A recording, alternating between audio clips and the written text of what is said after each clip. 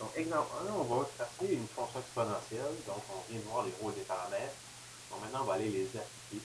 Donc, on dit soit de x égale à moins 2 exposant 3 fois 3 exposant x plus 1 plus 3. Donc, on a différents paramètres. On a le paramètre h qui est moins 2.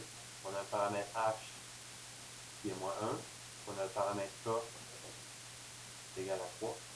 Donc, de là, on peut aller déterminer que l'asymptote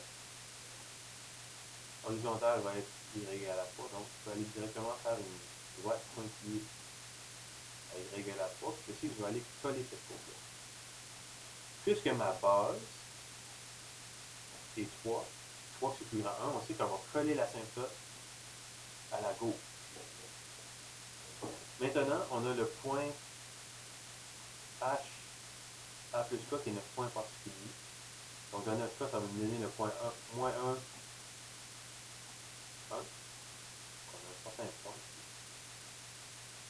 Comme ça. Donc, on connaît un point particulier. On sait que ça va coller l'asymptote de ce côté-là. Paramètre 1 est négatif, donc c'est normal qu'on s'en va vers le moins l'infini à la droite. Donc, on va simplement faire un profil comme ça de la courbe. Et voilà. Donc, on a un point particulier, puis on a l'allure générale de la courbe, c'est ce qu'on a besoin.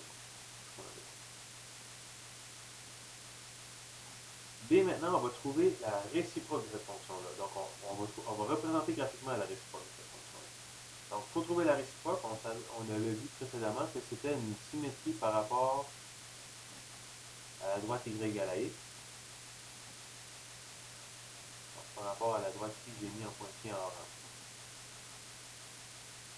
Je vais faire la droite en bleu. Donc, la fonction réciproque va être tracée en bleu. Donc, l'asymptote y égale à 3 va devenir l'asymptote x égale à 3. Donc, on est rendu avec une asymptote qui est maintenant verticale. Donc, quand on fait la réciproque, ce qu'on avait en x devient ce qu'on va avoir en y. Le point moins 1, 1 va devenir le point 1, moins 1. Et là, on fait la symétrie. Donc, cette portion de courbe-là va être projetée ici. Donc, finalement, la courbe va avoir cette allure-là.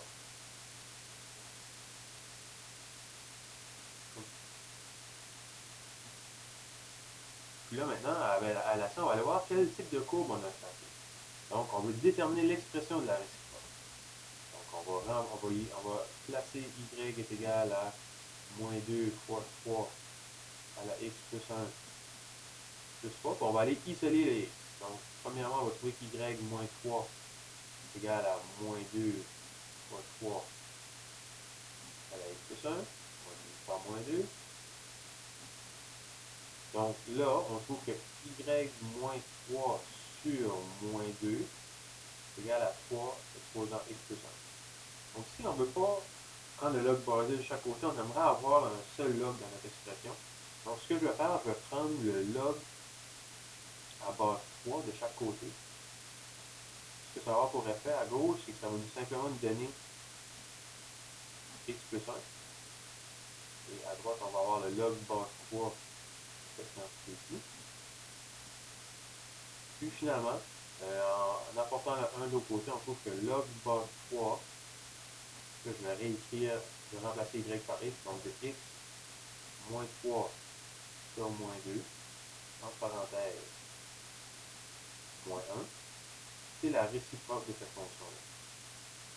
Donc en d'autres mots, la courbe qui est en bleu, c'est la courbe d'une fonction logarithmique. Donc on constate qu'elle a encore une asymptote, mais son asymptote, elle-ci, va être verticale. Donc là, on va aller voir un peu plus en détail comment on peut tracer la courbe d'une fonction logarithmique en ayant sa simple expression, puis pas avoir nécessairement à passer par la fonction exponentielle, mais vraiment travailler avec une expression de ce type-là.